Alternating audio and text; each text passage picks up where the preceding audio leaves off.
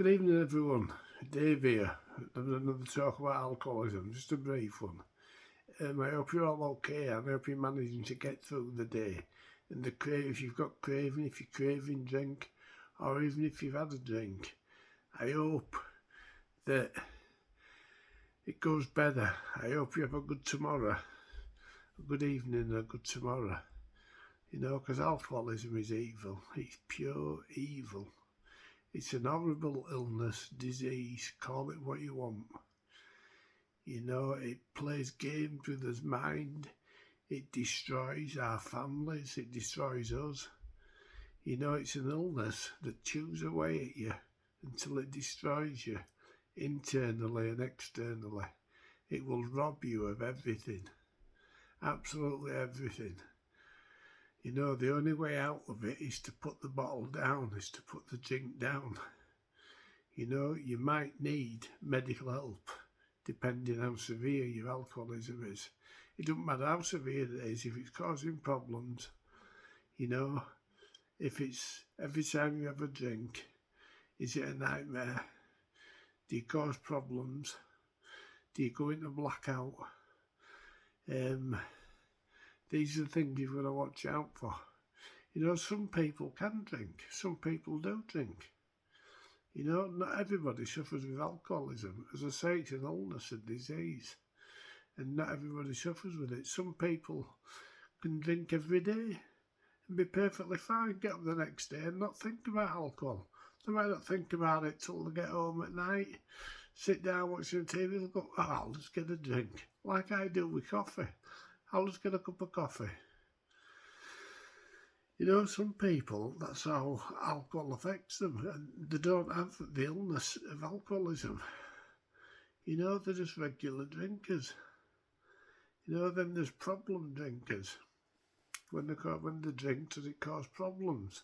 Some of them are alcoholic, they're just problem drinking. And they learn that if they just cut it down or cut their intake down, they can stay at the fact of just going having out 3 or 4 pints. Crazy.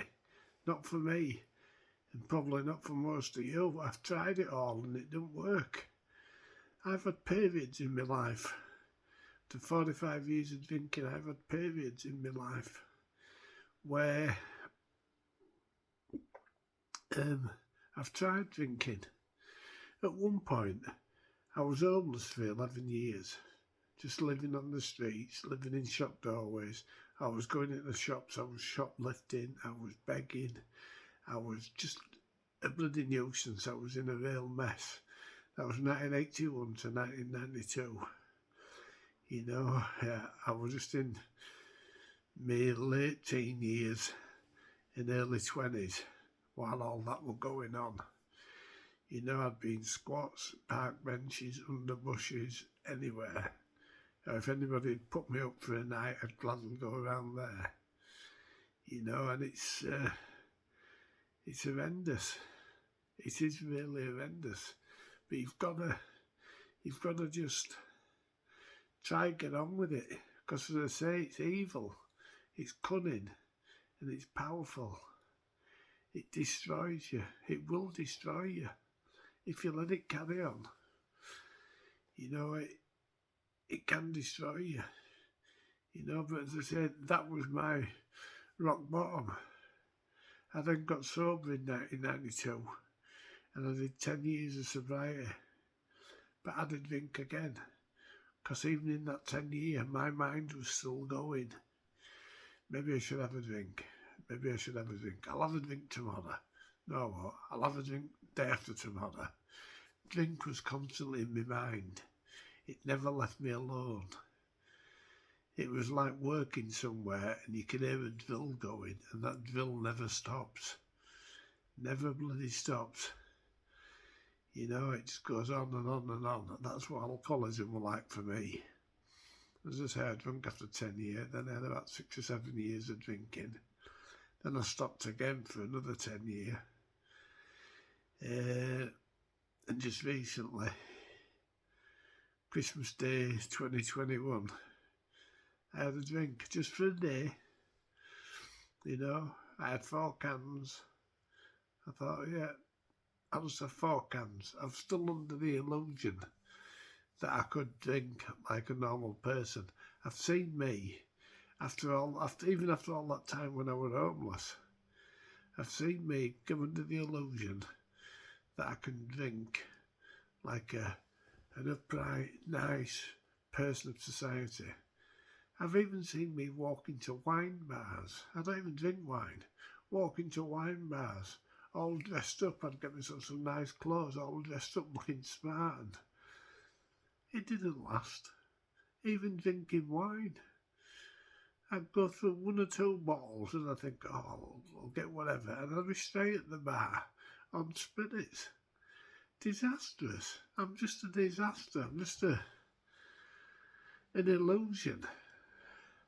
You know, but as I say, now I'm 17 months sober, and for the first time in all of my 45 years of drinking, the thought, the craving of wanting a drink has left me this last 2.5 weeks. It's left me. I don't know if it's because I'm doing these videos, whether I'm concentrating more, or whether I've just accepted that my days of drinking are properly over.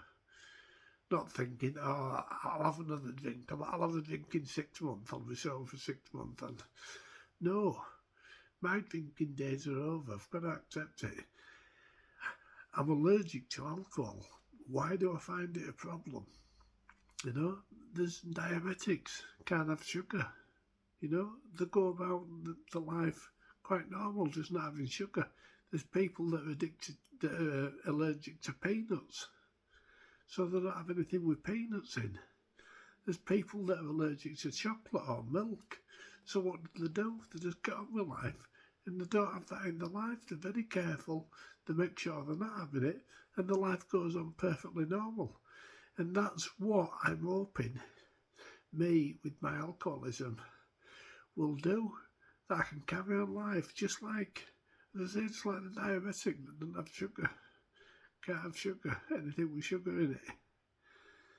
You know, that's what it's got to be, and that's the way I view it now. My alcoholism, I don't have alcohol. Like I was saying yesterday, I'm even careful whether food's got alcohol in it. You know, whether something's cooked in wine or in brandy or whatever. I check up, and like I said yesterday, even though it wouldn't set the craving off, you know, because I've eaten food like that and you can't even taste it. What it does, though, psychologically, it sets my mind off. Oh, my mind will tick away and go, oh, you had so-and-so with just a bit of brandy in it. Just get a shandy. Why don't you just have a pint? You'll be all right. You know, craziness. It's the madness of alcoholism. You know. Anyway, as I say, in the morning, I'm hoping to do a quick video about 7:30. Start the morning off. I'm hoping to do one about between 12 and 1. You know. And I'll do one about 5:30. You know, hope you're all okay. Hope everybody's doing well. Hope you're all getting this slowly but surely. I'm sorry if you're sick of seeing my ugly face. You know, chuntering on all the time if I just keep popping up. But I've got to do this for myself and for anybody else that might get some help from what I'm saying or anything. You know, just remembering that you're alcoholic and you're powerless over alcohol. And like I say, I'm allergic to alcohol. It makes me very poorly and comically, like I said. If somebody's getting at me, wanting me to drink, I say, I can't, mate, I'm allergic to alcohol. What do you mean you're allergic to alcohol? I say, brings me out in handcuffs, police cells and black eyes. You know, and that usually goes down pretty well anyway. I'm getting off now. As I say, I've been to a meeting, really enjoyed it, had a good time, good talk. Right, hope you stay well, and remember, we can stay sober, and we have got this beat. We will beat it. Thank you. See you in the morning.